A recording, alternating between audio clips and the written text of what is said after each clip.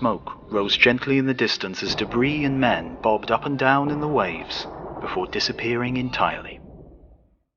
Great metal husks scattered the seabed. Admiral Togo was in an elated mood as he stood on the bridge of his battle-scarred flagship, Mikasa, gazing across sparkling waters to where Japanese flags rose slowly above the 5 remaining Russian warships. Surrender. Togo had used Nelson's classic plan of attack, crossing the T, and annihilated the enemy. It was over. The Russian fleet was no more. It was the 28th of May, 1905. Days later, Togo visited the Sasebo Naval Hospital on Kyushu Island to meet the defeated Russian admiral, Rozhetsvensky, recovering from a near-fatal head wound. Rozhetsvensky rose weakly, and the two men exchanged a warm handshake. Togo quietly added, "Defeat is a common fate of a soldier. There is nothing to be ashamed of in it. The great point is whether we have performed our duty." At the Battle of Tsushima, the Imperial Japanese Navy's fitter, stronger, leaner, and better trained fleet lost 3 tiny torpedo boats. Russia forfeited virtually its entire navy. 450 tons of shipping to 126,000. Perhaps one of the most significant naval battles in history, it was the grand finale of the Russo-Japanese War of 1904 to 1905, a conflict of 2 empires over colonial influence in China, Korea, and Manchuria. In its wake, Japanese power in the east was cemented, the seeds of Polish and Finnish independence were watered, and the First Russian Revolution overthrew the Tsar's autocratic rule.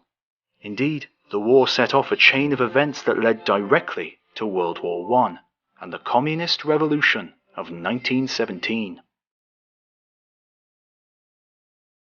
Yet, Togo Heihachiro was born into a land of sword-wielding samurai, feudal clans, and subsistence farmers, without banks, factories, warships, foreign relations, even wheeled vehicles.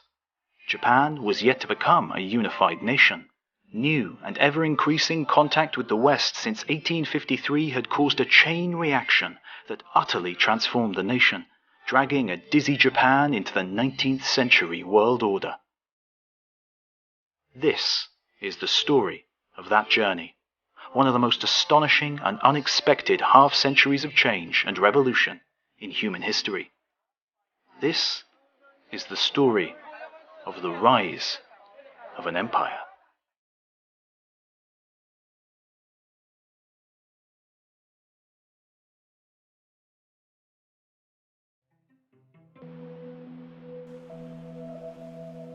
Commodore Perry's arrival in the 1850s provided the favourable opportunity for reform. People actually set eyes on foreigners and heard them speak, read Western books and translations, increasingly broadened their horizons, and then woke up to the fact that a government could be overthrown by human powers. Metaphorically, this was somewhat like a deaf and blind man suddenly hearing sounds and seeing colours for the first time.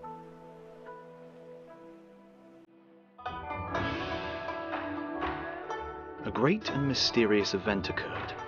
Religious talismans came fluttering down out of the empty sky.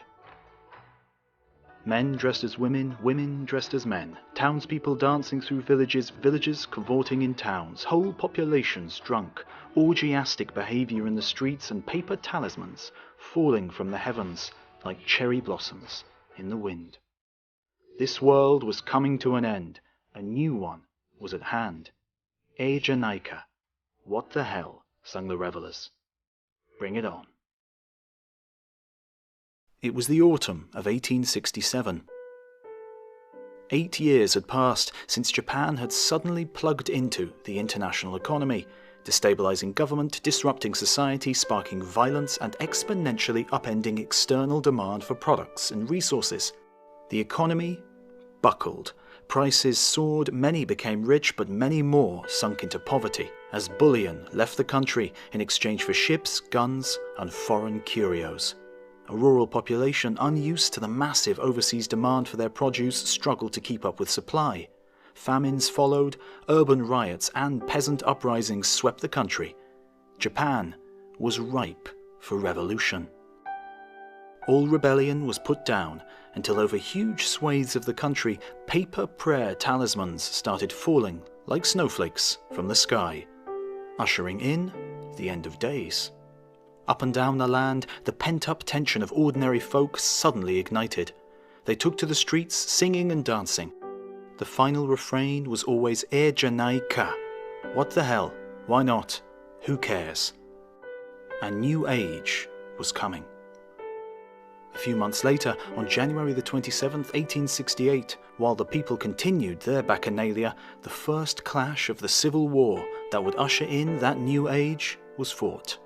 15,000 shogunal troops faced 5,000 rebels from the southwestern clans of Satsuma and Choshu. The shogun's men, armed mainly with spears, advanced and were repelled easily, massacred by howitzers and Gatling guns, Western weaponry tearing the old order to shreds.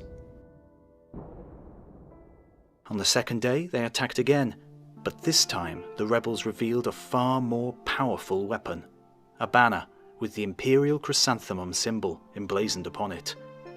The shogun's forces melted away, and the shogun himself fled on a US warship.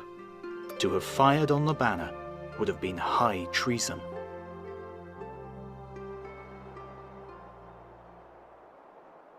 Though my body may decay on the island of Ezo, my spirit guards my lord in the east. Hijikata Toshizo, the shogun's last general, carefully brush-wrote his death poem on June 20th, 1869.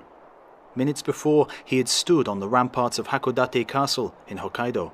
No Tenshukaku bastion towered above this star-shaped, gun-strewn, French-style edifice.